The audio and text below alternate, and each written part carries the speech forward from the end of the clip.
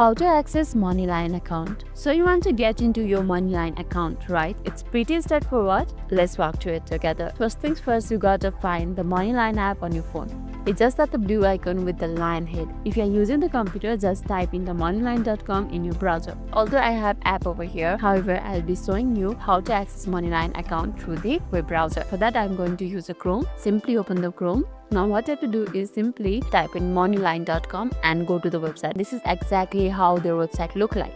Now look for the sign in account in top right corner. It's over here. Simply tap on it. Now it's going to ask for the login details. This is usually your email address or username when you signed up. Type it in carefully, then sign in. After that, it will send a code to your email address. Simply tap and send a code. Now enter the 4 digits, then tap on it. And that's it, you have successfully accessed into your Moneylion account and it's ready to manage your finances. Easy peasy, right?